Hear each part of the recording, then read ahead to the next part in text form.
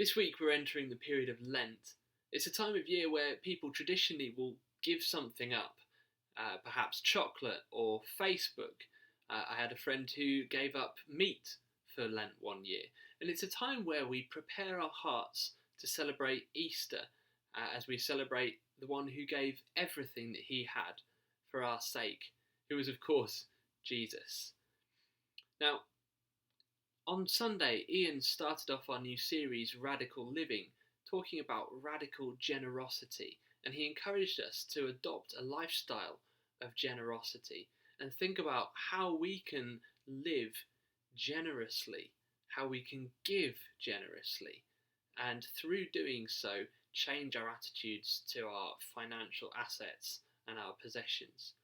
So I want to encourage you as we enter this Lent period.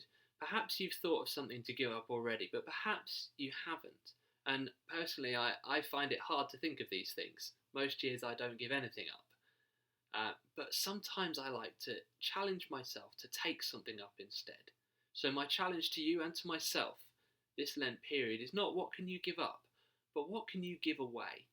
How can you adopt an attitude of generosity throughout the next 40-day period of Lent? Not just for that 40-day period, but one that will endure beyond the end of Lent, beyond Easter, and into the rest of your lives. Listen to this quote from Gordon MacDonald. He says, "In a heartless world, the generosity and service of the first Christians was such a stunning contrast that people everywhere sat up and took notice. It's fair to speculate that Christian generosity and service did more to win people to the gospel of Christ than all the preaching that was done."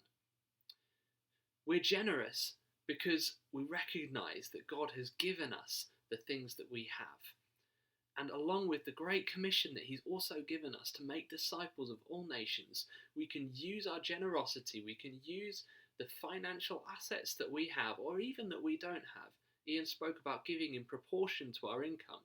We can use what God has given us for the sake of His kingdom. So I encourage you, how can you adopt an attitude of generosity throughout Lent this year?